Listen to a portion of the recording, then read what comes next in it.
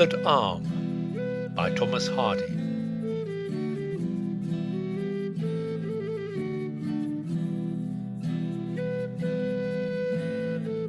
Chapter 1. A Lorn Milkmaid. It was an 80-cow dairy, and the troop of milkers, regular and supernumerary, were all at work. For, though the time of year was as yet but early April, the feed lay entirely in water meadows, and the cows were in full pail. The hour was about 6 in the evening, and 3/4 of the large red rectangular animals having been finished off, there was opportunity for a little conversation. He brings home his bride tomorrow, I hear. They've come as far as Anglebury today. Keep still, will you, Cherry? Has anybody seen her? No, though they say she's a rosy-cheeked, titsy-totsy little body enough. Years younger than he, they say. How old do you call him then? 30 or so? More like 40. I was born before our great weir was builded, and I hadn't men's wages when I laid water there. Now then, what the Turk do it matter to us about Farmer Lodge's age, or Farmer Lodge's new missus? I shall have to pay him £9 a year for the rent of every one of these milchers, whatever his age or hers. Get on with your work, or 'twill be dark before we have done. The evening is pinking in already. Nothing more was said publicly about Farmer Lodge's wedding, but the first woman murmured under her cow to her next-door neighbour. "'Tis hard for she over there." Her? No, he hasn't spoke to Rhoda Brook for years. When the milking was done, they washed their pails and hung them on a many-forked stand made of the peeled limb of an oak tree, set upright in the earth and resembling a colossal antlered horn. The majority then dispersed in various directions homeward.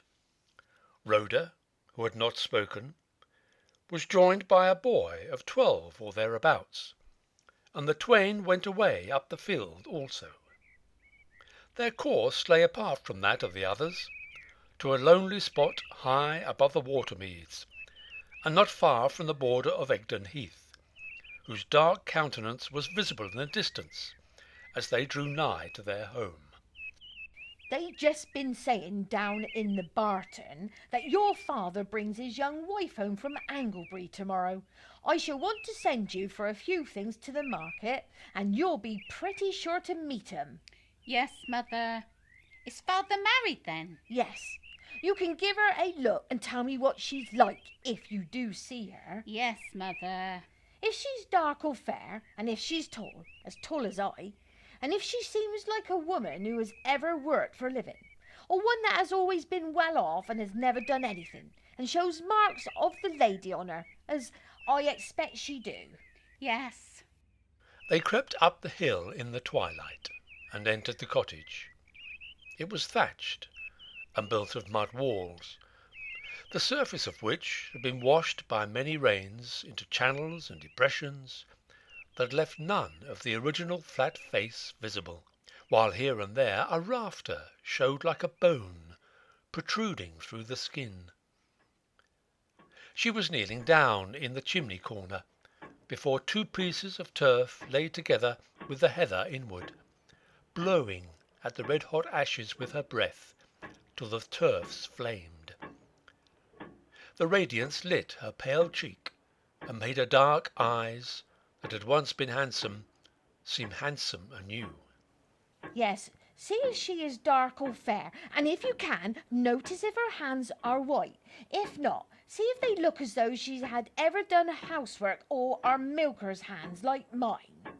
The boy again promised, inattentively this time, his mother not observing that he was cutting a notch with his pocket-knife in the beech-back chair.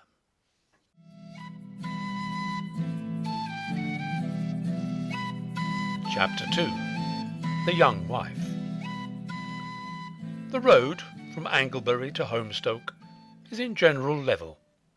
But there is one place where a sharp ascent breaks the monotony. Farmers, homeward bound from the former market town, who trot all the rest of the way, walk their horses up this short incline. The next evening, while the sun was yet bright, a handsome new gig, with a lemon-coloured body and red wheels, was spinning westward along the level highway at the heels of a powerful mare. The driver was a yeoman in the prime of life, cleanly shaven like an actor, his face being toned to that bluish vermilion hue which so often graces a thriving farmer's features when returning home after successful dealings in the town. Beside him sat a woman, many years his junior, almost, indeed, a girl.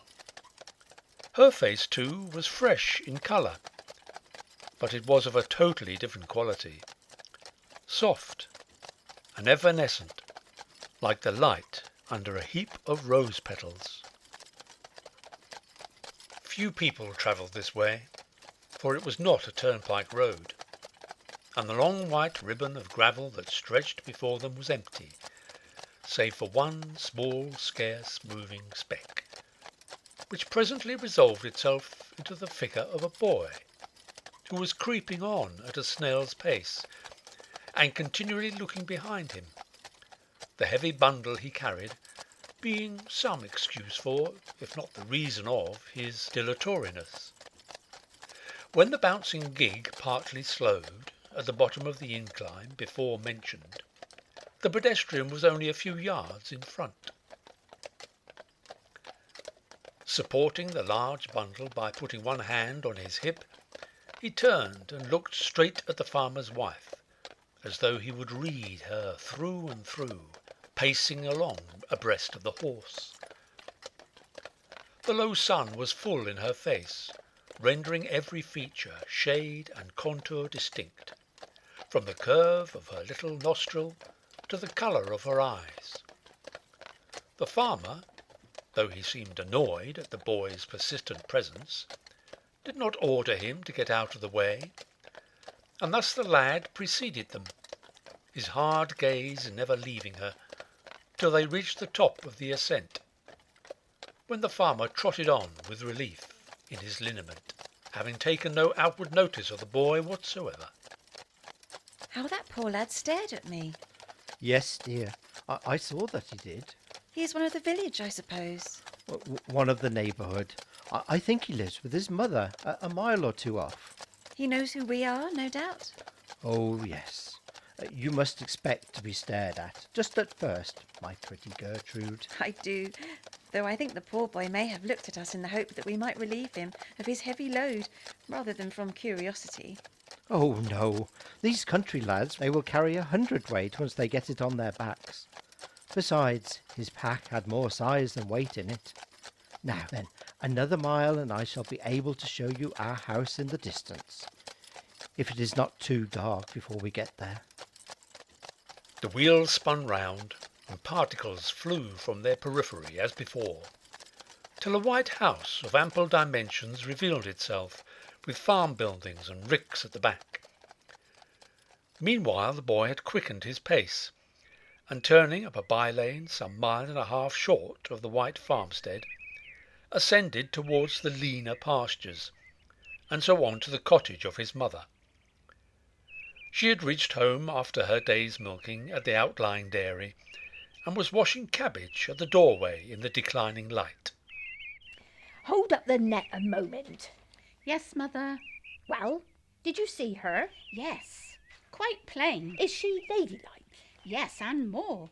A lady complete. Is she young? Well, she's growed up, and her ways are quite a woman's. Of course. What colour is her hair and face? Her hair is lightish, and her face as comely as a live doll's. Her eyes, then, are not dark like mine? No, of a bluish turn, and her mouth is very nice and red, and when she smiles her teeth show white. Is she tall? I couldn't see. She was sitting down. Then do you go to Homestead Church tomorrow morning. He's sure to be there. Go early and notice her walking in, and come home and tell me if she's taller than I. Very well, Mother. But why don't you go and see for yourself? I'd go to see her? I wouldn't look up at her if she were to pass my window this instant. She was with Mr. Lodge, of course. What did he say or do? Just the same as usual. Took no notice of you? None. Next day the mother put a clean shirt on the boy and started him off for Holmstoke Church.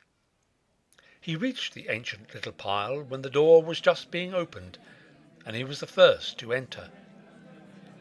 Taking his seat by the front, he watched all the parishioners file in. The well-to-do Farmer Lodge came nearly last, and his young wife, who accompanied him, walked up the aisle with the shyness natural to a modest woman who had appeared thus for the first time. As all other eyes were fixed upon her, the youth's stare was not noticed. Well? She is not tall. She is rather short. Ah. But she's very pretty. Very. In fact, she's lovely. That's all I want to hear. Now, spread the tablecloth. The hair you court is very tender, but mind that nobody catches you. You never told me what sort of hands she had. I've never seen 'em. She never took off her gloves. What did she wear this morning? A white bonnet and a silver-coloured gown. It wooed and whistled so loud when she rubbed it against the pews that the lady coloured up more than ever for very shame at the noise, and pulled it in to keep it from touching. But when she pushed into her seat it wooed more than ever. Mr. Lodge, he seemed pleased, and his waistcoat stuck out, and his great golden seals hung like a lord's. But she seemed to wish her noisy gown anywhere but on her. Not she. However, that will do now. These descriptions of the newly married couple were continued from time to time by the boy at his mother's request, after any chance encounter he had had with them. But Rhoda Brooke, though she might easily have seen young Mrs. Lodge for herself by walking a couple of miles, would never attempt an excursion towards the quarter where the farmhouse lay. Neither did she, at the daily milking in the dairyman's yard on the Lodge's outlying second farm, ever speak on the subject of the recent marriage.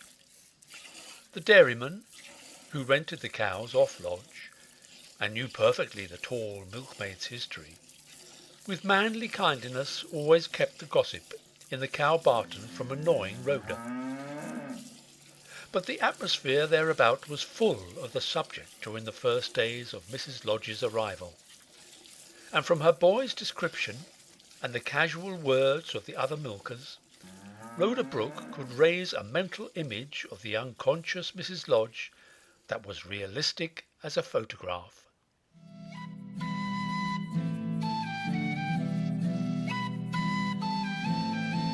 Chapter 3. A Vision. One night, 2 or 3 weeks after the bridal return, when the boy was gone to bed, Rhoda sat a long time over the turf ashes that she had raked out in front of her to extinguish them. She contemplated so intently the new wife, as presented to her in her mind's eye over the embers, that she forgot the lapse of time. At last, wearied with her day's work, she too retired. But the figure, which had occupied her so much during this and the previous days, was not to be banished at night. For the first time, Gertrude Lodge visited the supplanted woman in her dreams. Rhoda Brooke dreamed that the young wife, in the pale silk dress and white bonnet, but with features shockingly distorted and wrinkled as by age, was sitting upon her chest as she lay. The pressure of Mrs. Lodge's person grew heavier.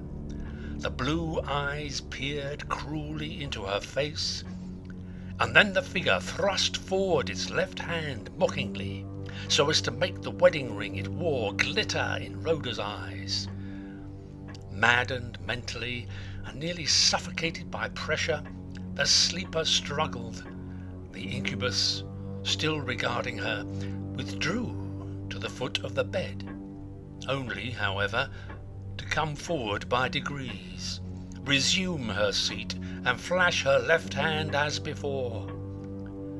Gasping for breath, Rhoda, in a last desperate effort, swung out her right hand, seized the confronting spectre by its obtrusive left arm, and whirled it backwards to the floor, starting up herself as she did so, with a low cry. Oh, merciful heaven! That was not a dream! She was here!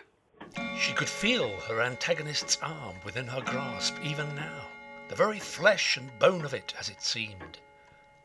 She looked on the floor, whither she had whirled the spectre, but there was nothing to be seen.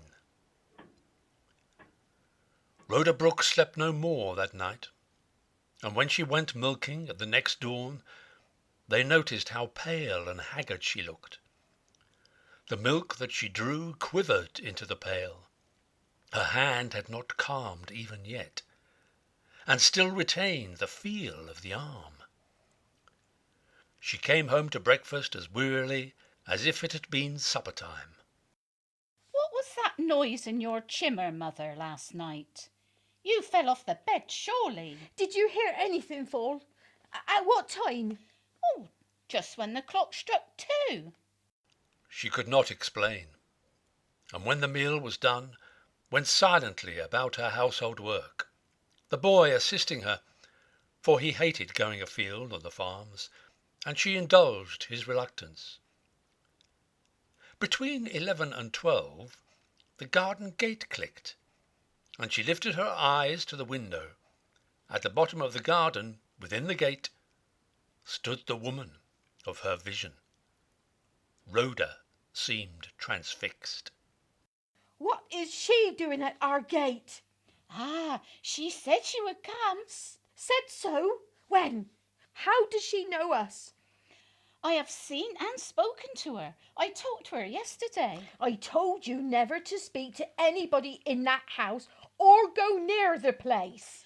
I did not speak to her till she spoke to me, and I did not go near the place. I met her in the road. What did you tell her? Nothing. She said, "Are you the poor boy who had to bring the heavy load from market?" And she looked at my boots and said they would not keep my feet dry if it came on wet, because they were so cracked. I told her I lived with my mother and we had enough to do to keep ourselves, and that's how it was.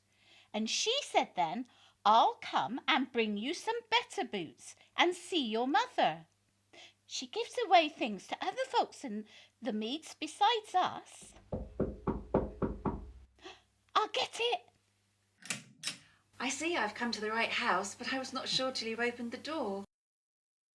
The figure and action were those of the phantom, but her voice was so indescribably sweet, her glance so winning, her smile so tender, so unlike that of Rhoda's midnight visitant, that the latter could hardly believe the evidence of her senses. She was truly glad that she had not hidden away in sheer aversion, as she had been inclined to do. In her basket, Mrs. Lodge brought the pair of boots that she had promised to the boy, and other useful articles. At these proofs of a kindly feeling towards her and hers, Rhoda's heart reproached her bitterly. This innocent young thing should have her blessing and not her curse. And when she left them, a light seemed gone from the dwelling.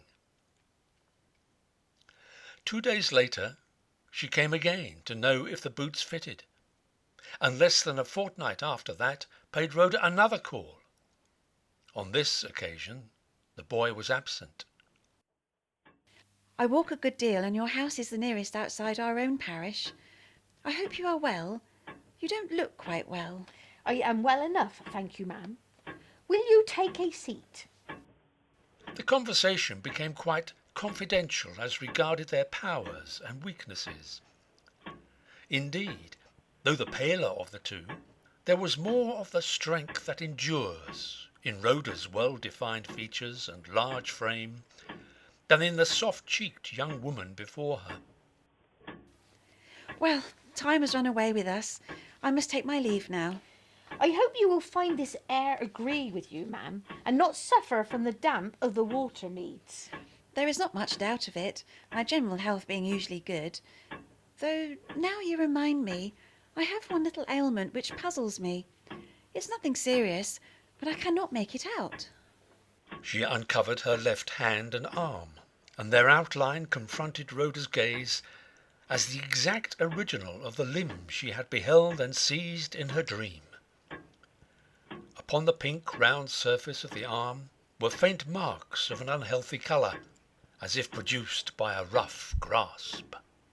Rhoda's eyes became riveted on the discolorations. She fancied that she discerned in them the shape of her own 4 fingers. How did it happen? I cannot tell. One night, when I was sound asleep, dreaming I was away in some strange place, a pain suddenly shot into my arm there. I was so keen as to waken me. I must have struck it in the daytime, I suppose, though I don't remember doing so. I tell my dear husband that it looks just as if he would have flown into a rage and struck me there.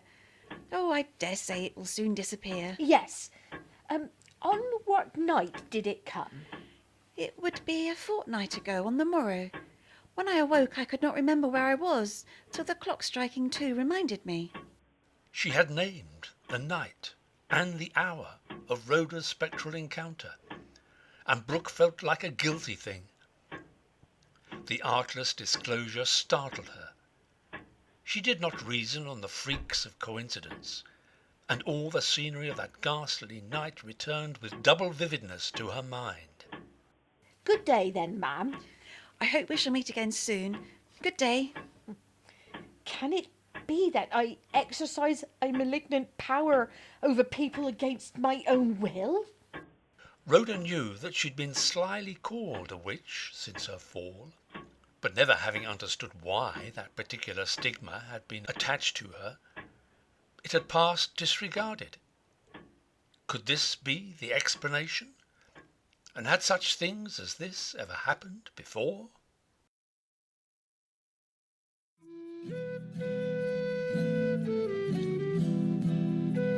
Chapter 4.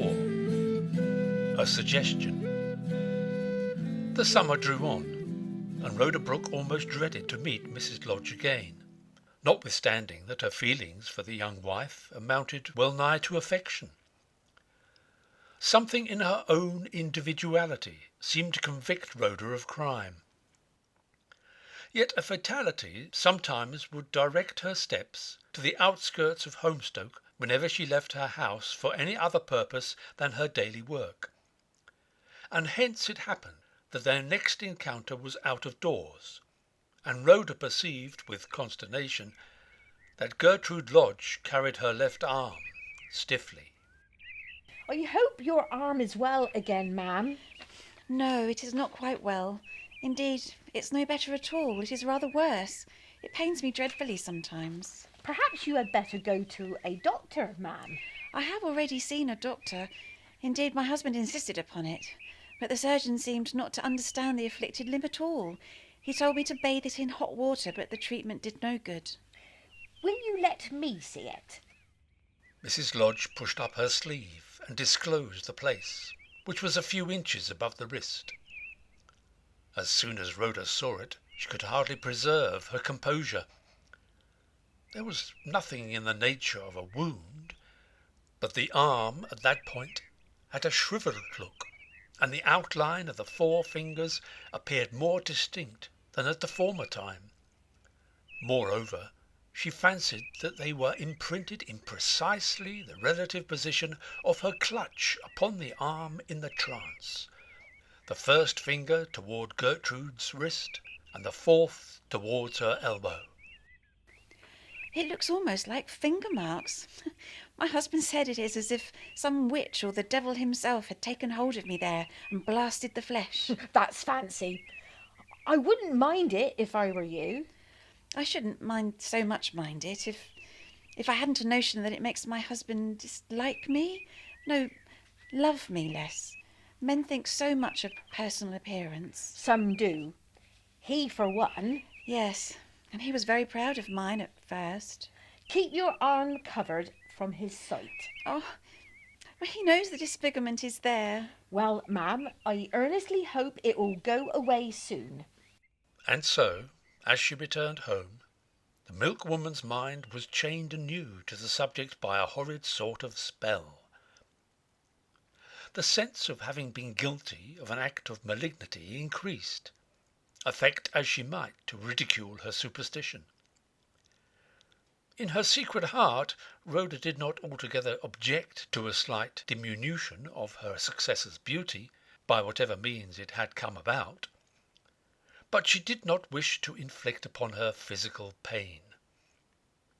For, though this pretty young woman had rendered impossible any reparation which Mr. Lodge might have made Rhoda for his past conduct, everything like resentment at the unconscious usurpation had quite passed away from the elder's mind. If the sweet and kindly Gertrude Lodge only knew of the scene in the bedchamber, what would she think? Not to inform her of it seemed treachery in the presence of her friendliness, but tell she could not of her own accord, neither could she devise a remedy. She mused upon the matter the greater part of the night, and the next day, after the morning milking, set out to obtain another glimpse of Gertrude Lodge if she could, being drawn to her by a gruesome fascination. By watching the house from a distance, the milkmaid was presently able to discern the farmer's wife in a ride she was taking alone, probably to join her husband in some distant field. Mrs. Lodge perceived her and cantered in her direction. Good morning, Rhoda. I was going to call. I hope the bad arm? They tell me there is possibly one way by which I might be able to find out the cause, and so perhaps the cure of it. It is by going to some clever man over in Egdon Heath. They did not know if he was still alive, and I cannot remember his name at this moment, but they said that you knew more of his movements than anybody else hereabout, and could tell me if he was still to be consulted. Oh, dear me, what was his name? But you know. Not Conjurer Trendle. Trendle, yes. Is he alive? I believe so. Why do you call him a conjurer? Well, they used to say he had powers that other folks have not. Oh, how could my people be so superstitious as to recommend a man of that sort? I thought they meant some medical man. I shall think no more of him. Rhoda looked relieved, and Mrs. Lodge rode on. The milkwoman had inwardly seen, from the moment she heard of her having been mentioned as a reference for this man, that there must exist a sarcastic feeling among the workfolk that a sorceress would know the whereabouts of the exorcist. They suspected her then. A short time ago this would have given no concern to a woman of her common sense, but she had a haunting reason to be superstitious now, and she had been seized with sudden dread that this conjurer Trendle might name her as the malignant influence which was blasting the fair person of Gertrude, and so lead her friend to hate her for ever, and to treat her as some fiend in human shape. But all was not over. 2 days after, a shadow intruded into the window pattern thrown on Rhoda Brooke's floor by the afternoon sun. The woman opened the door at once, almost breathlessly. Are you alone? Yes. The place on my arm seems worse and troubles me. It is so mysterious. I do hope it will not be a permanent blemish. I've again been thinking of what they said about Conjurer Trendle. I don't really believe in such men, but I should not mind just visiting him from curiosity, though on no account must my husband know. Is it far to where he lives? Yes, 5 miles, in the heart of Egdon. Well, I should have to walk. Could you not go with me to show me the way? Say, tomorrow afternoon? Oh, no, not I. I couldn't possibly. I cannot do this alone. I know our friendship means as much to you as it does to me. Please, Rhoda, you're my only hope. I cannot stand in the way of a possible remedy for a friend. I will accompany you. My husband must never know. He will not understand my reasoning, but I know he will be overjoyed should I return home with my affliction healed. To escape suspicion of our mystic intent, we will meet at the edge of the heath, at the corner of that plantation, in the distance there. Yes, I know the place.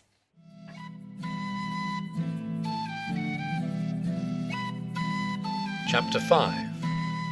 Conjurer Trendle.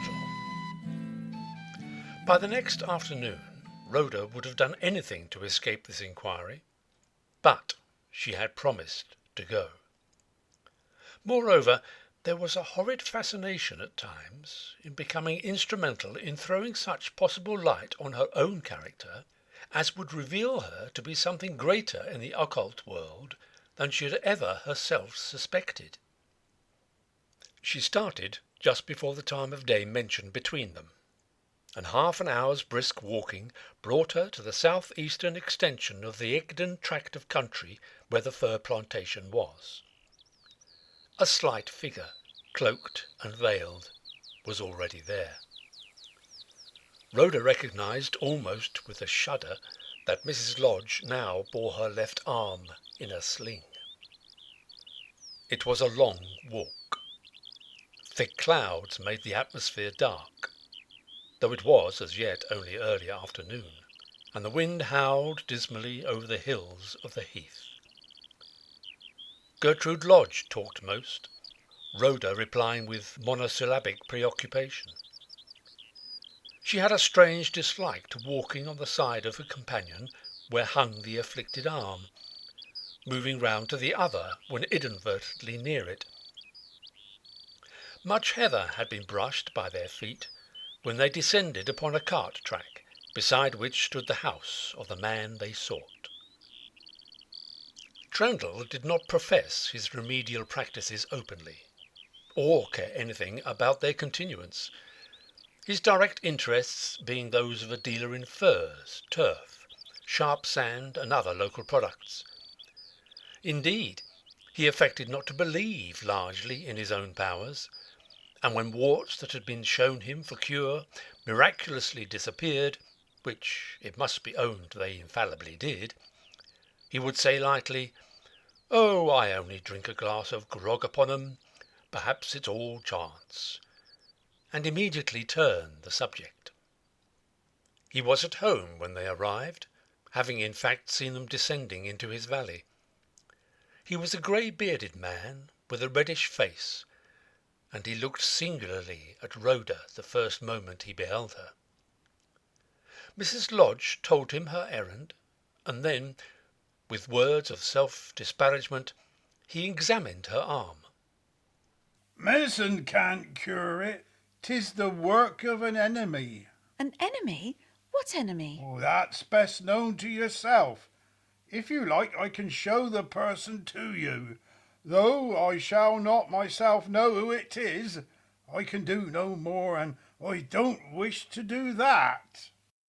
She pressed him, on which he told Rhoda to wait outside where she stood, and took Mrs. Lodge into the room. It opened immediately from the door, and as the latter remained ajar, Rhoda Brooke could see the proceedings without taking part in them. He brought a tumbler from the dresser, nearly filled it with water, and fetching an egg, prepared it in some private way, after which he broke it on the edge of the glass, so that the white went in and the yolk remained.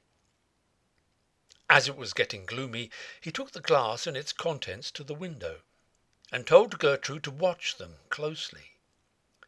They leaned over the table together, and the milkwoman could see the opaline hue of the egg fluid changing form as it sank in the water. But she was not near enough to define the shape that it assumed. "Do you catch the likeness of any face or figure as you look?" She murmured a reply in tones so low as to be inaudible to Rhoda, and continued to gaze intently into the glass. Rhoda turned and walked a few steps away. When Mrs. Lodge came out, and her face was met by the light, it appeared exceedingly pale as Rhoda's, against the sad dun shades of the upland's garniture. Trendle shut the door behind her, and they at once started homeward together, but Rhoda perceived that her companion had quite changed. Did he charge much? Oh, no, nothing. He would not take a farthing. And what did you say? Nothing I care to speak of. Was it you who first proposed coming here? How very odd if you did. No, but I am not sorry we have come, all things considered. The subject was no more alluded to during the long and dreary walk home. But in some way or another, a story was whispered about the many-daried Swen Valley that winter, that Mrs. Lodge's gradual loss of the use of her left arm was owing to her being overlooked by Rhoda Brooke. The latter kept her own counsel about the incubus, but her face grew sadder and thinner, and in the spring she and her boy disappeared from the neighbourhood of Holmstoke.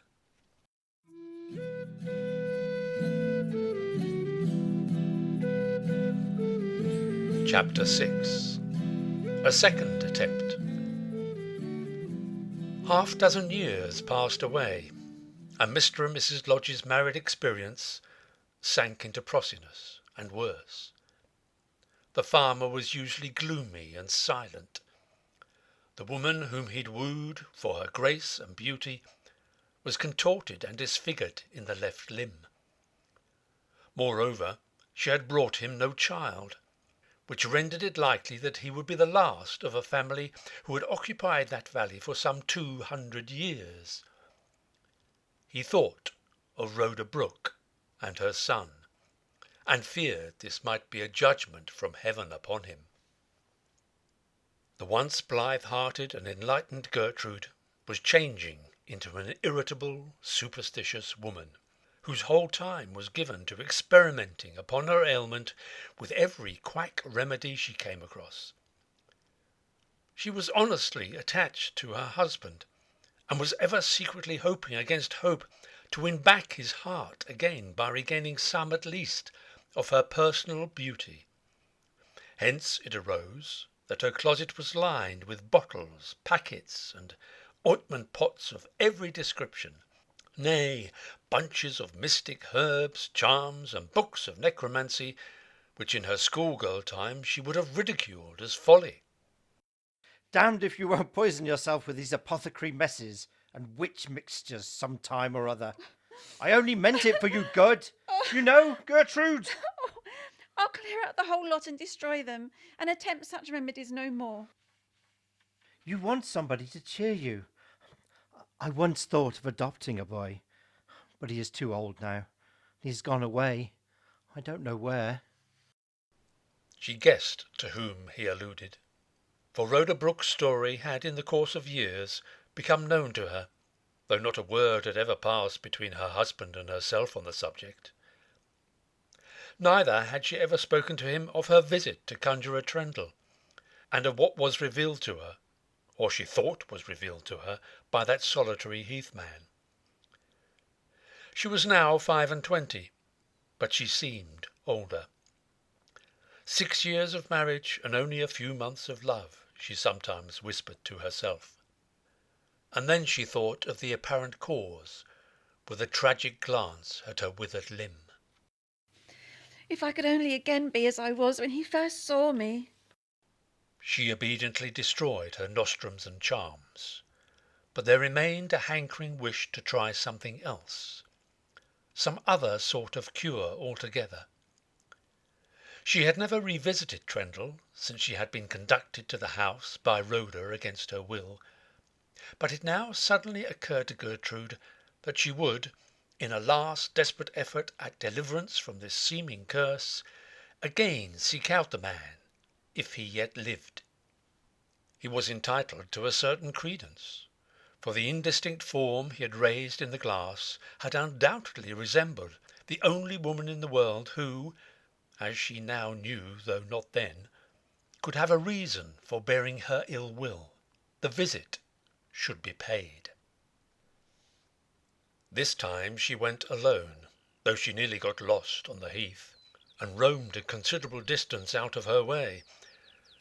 Trendle's house was reached at last, however.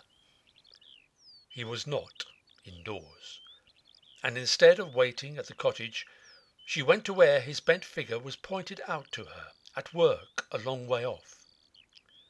Trendle remembered her, and laying down the handful of furze root which he was gathering and throwing into a heap, he offered to accompany her in her homeward direction, as the distance was considerable and the days were short. So they walked together, his head bowed nearly to the earth, and his form of a colour with it.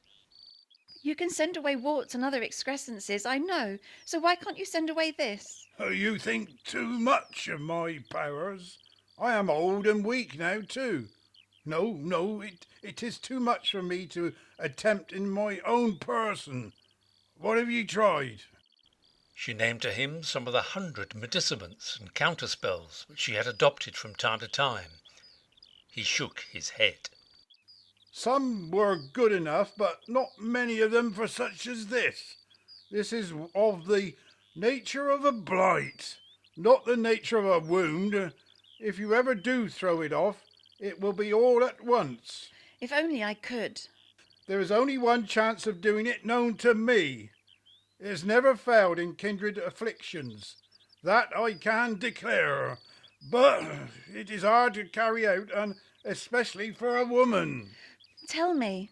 You must touch with the limb the neck of a man who's been hanged. Oh, Before he's cold, just after he's been cut down. How can that do good? It will turn the blood and change the constitution. But, as they say, to do it is hard. You must get to jail and wait for him when he's brought off the gallows. Lots have done it, though perhaps not such pretty women as you. I used to send dozens for skin complaints, but that was in former times. The last time I sent was in 13, nearly 20 years ago. He had no more to tell her, and, when he had put her into a straight track homeward, turned and left her, refusing all money, as at first. Chapter 7. A Ride. The communication from Trendle sank deep into Gertrude's mind. Her nature was rather a timid one, and probably of all remedies that the White Wizard could have suggested, there was not one which would have filled her with so much aversion as this, not to speak of the immense obstacles in the way of its adoption. Casterbridge, the county town, was 12 or 15 miles off, and though in those days, when men were executed for horse-stealing, arson, and burglary, and the size seldom passed without a hanging, it was not likely that she could get access to the body of the criminal unaided, and the fear of her husband's anger made her reluctant to breathe a word of Trendle's suggestion to him, or to anybody about him. She did nothing for months, and patiently bore her disfigurement as before. But her woman's nature, craving for renewed love through the medium of renewed beauty, was ever stimulating her to try what, at any rate, could hardly do her any harm. What came by a spell will go by a spell, surely. Whenever her imagination pictured the act, she shrank in terror from the possibility of it. Then the words of the conjurer, "It will turn your blood," were seen to be capable of a scientific, no less than a ghastly interpretation. The mastering desire returned, and urged her on again. There was at this time but one county paper, and that her husband only occasionally borrowed. But old-fashioned days have old-fashioned means, and news was extensively conveyed by word of mouth from market to market, or from fair to fair, so that whenever such an event as an execution was about to take place, few within a radius of 20 miles were ignorant of the coming sight. And, so far as Holmstoke was concerned, some enthusiasts had been known to walk all the way to Casterbridge and back in one day, solely to witness the spectacle. The next assizes were in March, and when Gertrude Lodge heard that they had been held, she inquired stealthily at the inn as to the result, as soon as she could find opportunity. She was, however, too late. The time at which the sentences were to be carried out had arrived, and to make the journey and obtain admission at such short notice required at least her husband's assistance. She dared not tell him, for she had found by delicate experiment that these smouldering village beliefs made him furious if mentioned, partly because he half entertained them himself. It was therefore necessary to wait for another opportunity. April, May, June passed, and it is no overstatement to say that by the end of the last named month Gertrude well nigh longed for the death of a fellow creature. Oh Lord, hang some guilty or innocent person soon. This time she made earlier inquiries, and was altogether more systematic in her proceedings. Moreover, the season was summer, between the haymaking and the harvest, and in the leisure thus afforded, her husband had been holiday-taking away from home. The assizes were in July, and she made inquiries at the inn as before. There was to be one execution, only one, for arson. Her greatest problem was not how to get to Casterbridge, but what means she should adopt for obtaining admission to the jail. Though access for such purposes had formerly never been denied, the custom had fallen into desuetude, and in contemplating her possible difficulties, she was again almost driven to fall back upon her husband. But, on sounding him about the assizes, he was so uncommunicative, so more than usually cold, that she did not proceed, and decided that whatever she did, she would do alone. Fortune, obdurate hitherto, showed her unexpected favour. On the Thursday before the Saturday fixed for the execution, Lodge remarked to her that he was going away from home for another day or two on business at a fair, and that he was sorry he could not take her with him. She exhibited on this occasion so much readiness to stay at home that he looked at her in surprise. Time had been when she would have shown deep disappointment at the loss of such a jaunt. However, he lapsed into his usual taciturnity, and on the day named left Holmstoke. It was now her turn. At first she thought of driving, but on reflection held that driving would not do, since it would necessitate her keeping to the turnpike road, and so increase by tenfold the risk of her ghastly errand being found out. She decided to ride and avoid the beaten track. Notwithstanding that in her husband's stables there was no animal just at present which by any stretch of the imagination could be considered a lady's mount, in spite of his promise before marriage to always keep a mare for her. He had, however, many horses, fine ones of their kind, and among the rest was a serviceable creature, an equine Amazon, with a back as broad as a sofa, on which Gertrude had occasionally taken an airing when unwell. This horse she chose. On Friday afternoon one of the men brought it round. She was dressed, and before going down looked at her shrivelled arm. If it had not been for you, this terrible ordeal would have been saved me. When strapping up the bundle in which she carried a few articles of clothing, she took occasion to say to the servant, I take these in case I should not get back tonight from the person I am going to visit. Don't be alarmed if I am not in by 10. Close up the house as usual. I shall be home tomorrow for certain. She meant then to privately tell her husband. The deed accomplished was not like the deed projected. he would almost certainly forgive her. And then the pretty palpitating Gertrude Lodge went from her husband's homestead. But though her goal was Casterbridge, she did not take the direct route thither through Stickleford. Her cunning course at first was in precisely the opposite direction. As soon as she was out of sight, however, she turned to the left by a road which led to Egdon, and on entering the heath wheeled round and set out in the true course, due westerly.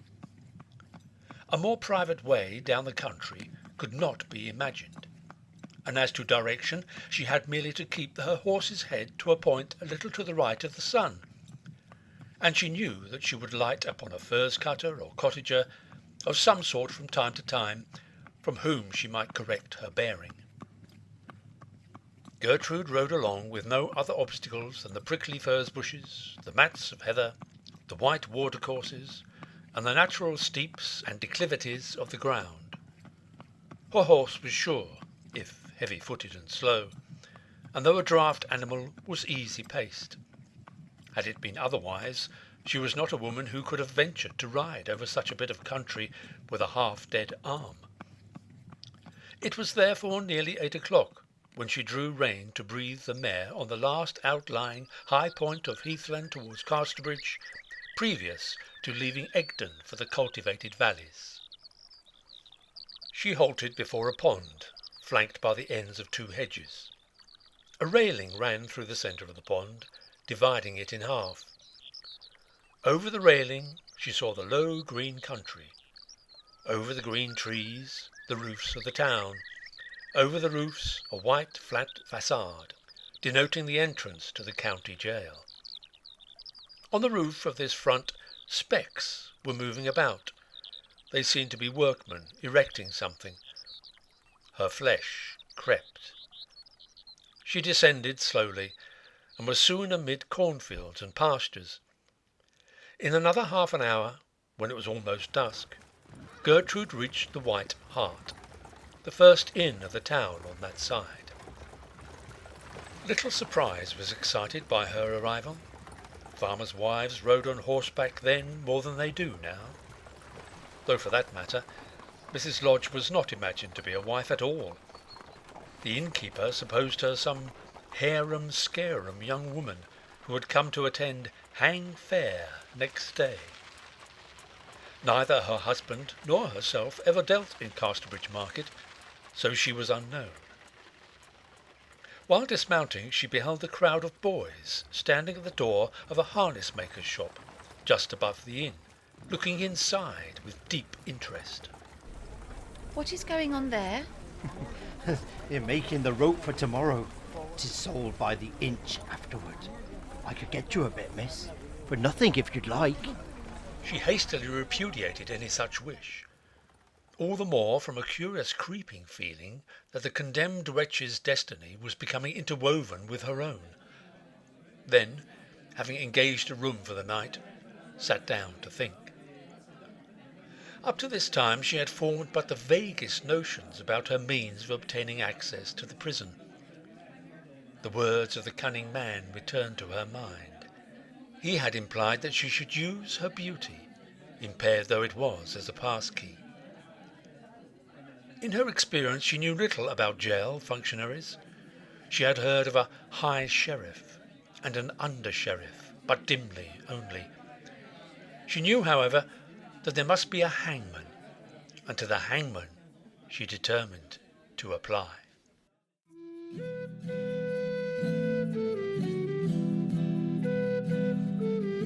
Chapter 8. A Waterside Hermit.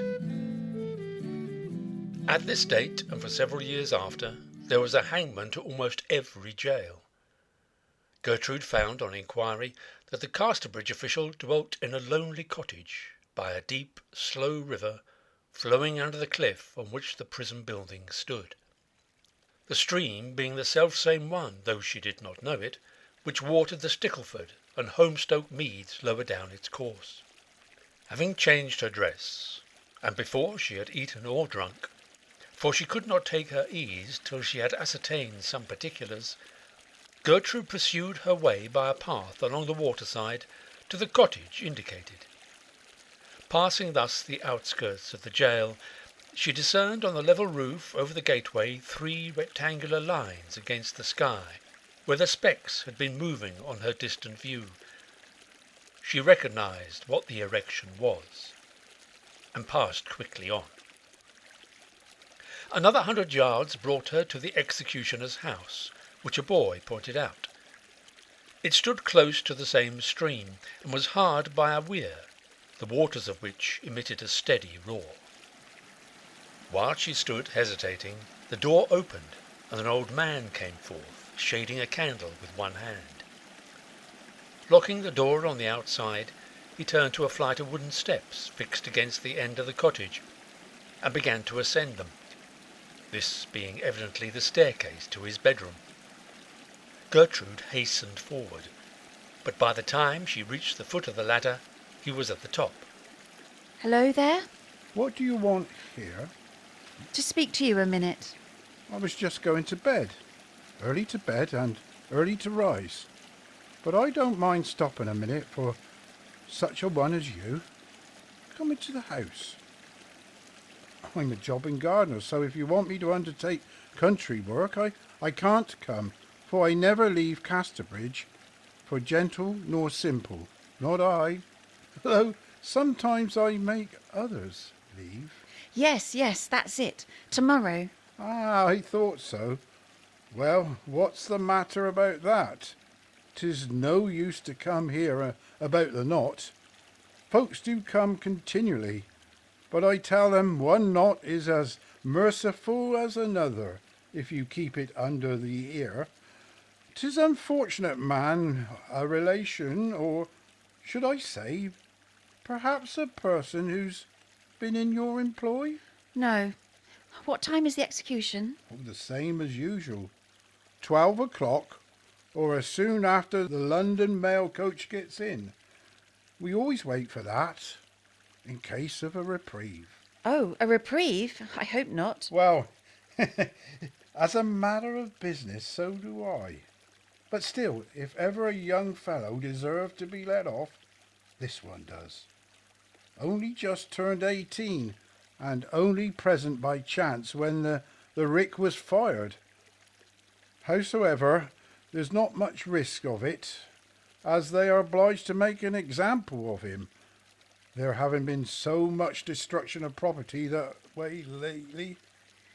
I mean that I want to touch him for a charm, a cure of an affliction, by the advice of a man who has proved the virtue of the remedy. Oh, yes, miss. Now I understand. I've had such people come in past years, but it didn't strike me that you looked of a sort to require blood turning. What is the complaint? The wrong kind for this, I'll be bound. My arm. See, here. Ah, 'tis all a scram. Yes. Well, that's the class of subject I'm bound to admit. I like the look of the place. It's truly suitable for the cure as ever I saw. 'Twas a knowing man that sent ye, whoever he was. You can contrive for me all that's necessary. You should really have gone to the governor of the jail and your doctor with ye, and given your name and address. That's how it used to be done, if I recollect. Still, perhaps I can manage it for a trifling fee. Oh, thank you. I would rather do it this way, as I should like it kept private. Lover not to know, eh? No, husband. Aha, very well. I'll get ye a touch of the corpse. Where is it now? He, you mean? He's living yet, just inside that little small window up there, in the glum. Oh, yes, of course. How am I to proceed? Now, come here to the door. Do you be waiting at the little wicket in the wall that you'll find up there in the lane. Not later than 1 o'clock. I will open it from the inside, as I shan't come home for dinner till he's cut down. Good night. Be punctual And if you don't want anyone to know ye, wear a veil. Once I had such a daughter as you. She went away and climbed the path above to assure herself that she would be able to find the wicket next day. Its outline was soon visible to her, a narrow opening in the outer wall of the prison precincts. The steep was so great that, having reached the wicket, she stopped a moment to breathe, and looking back upon the waterside cot, saw the hangman again ascending his outdoor staircase. He entered the loft or chamber to which it led, and in a few minutes extinguished his light. The town clock struck 10, and she returned to the White Hart as she had come.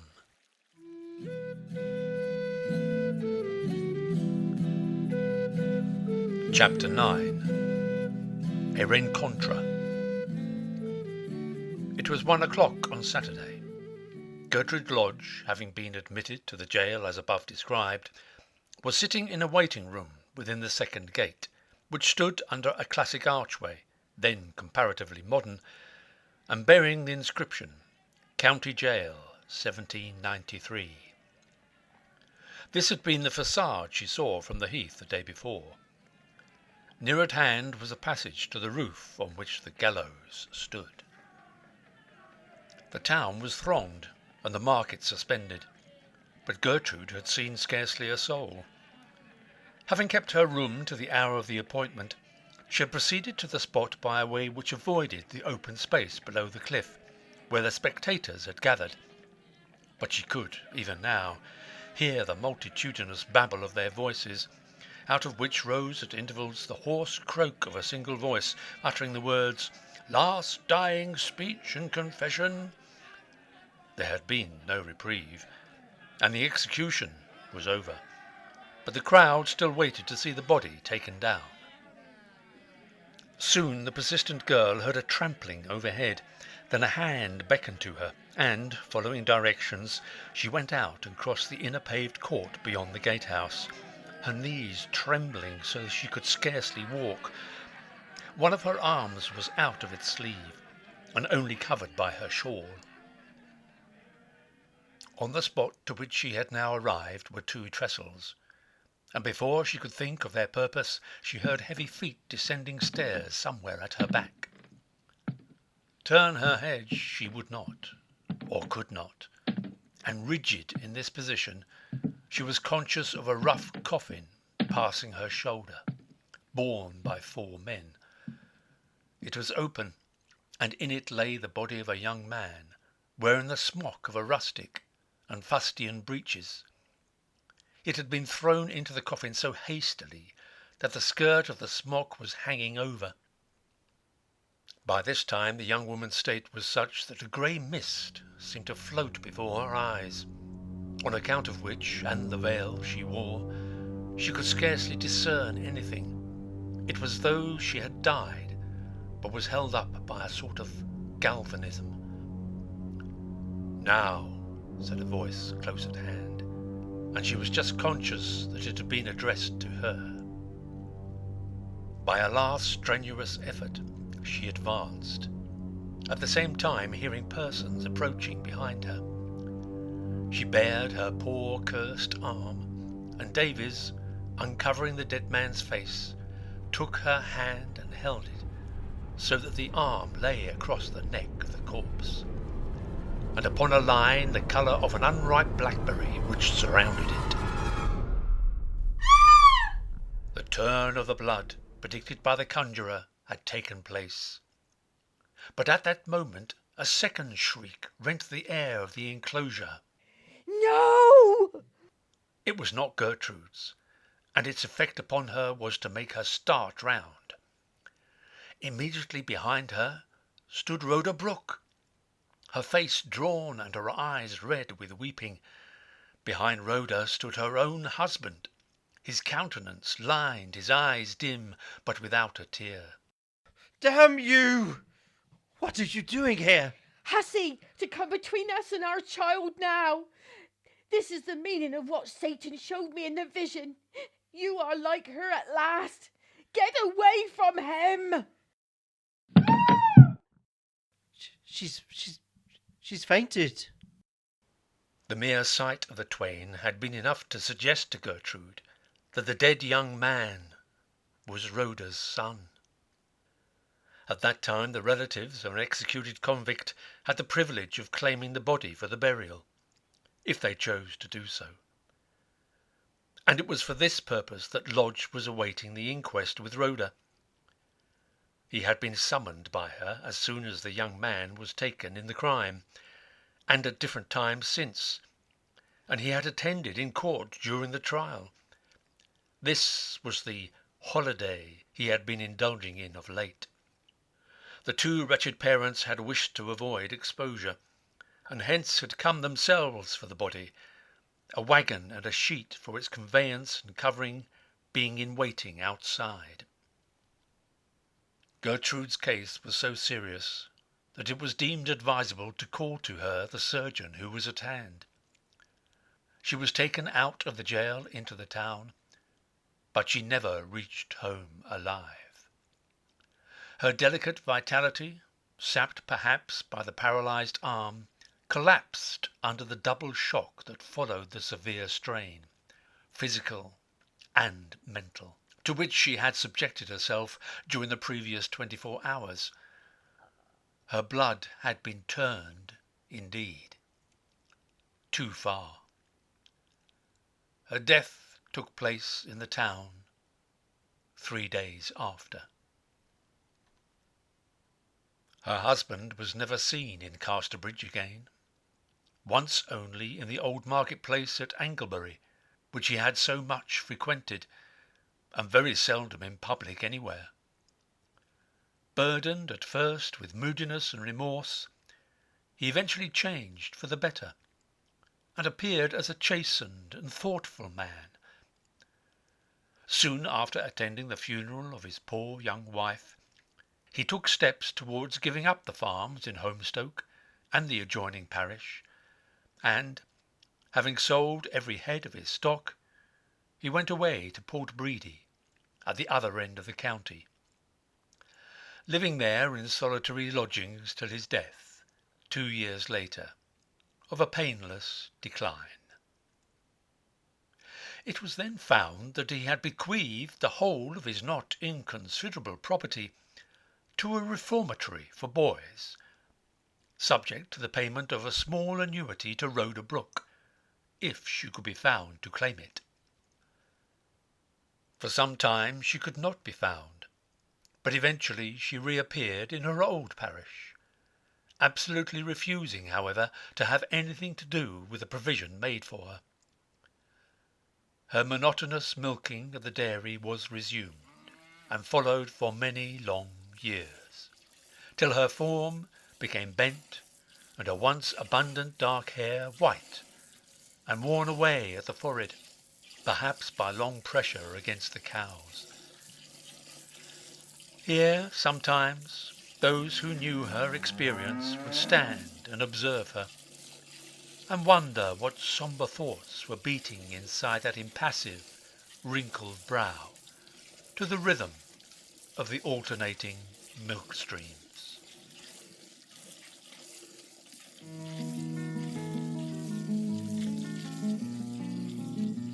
A bold young farmer courted me. He stole my love and my liberty.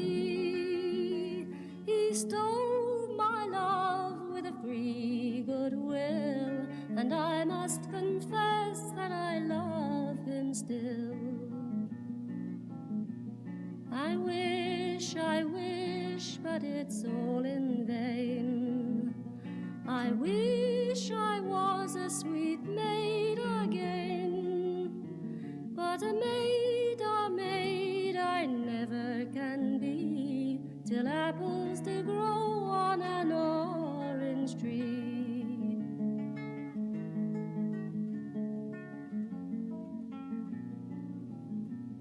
And how I wish my baby was born and sitting on his daddy's knee, and me, poor girl, was dead and gone. The green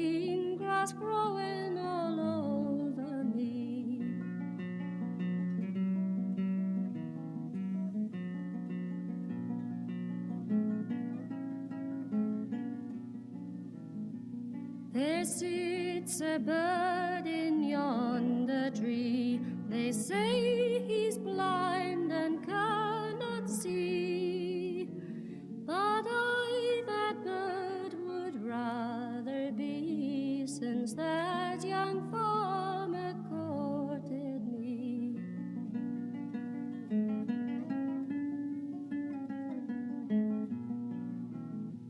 A bold young farmer courted me. He stole my love and my liberty.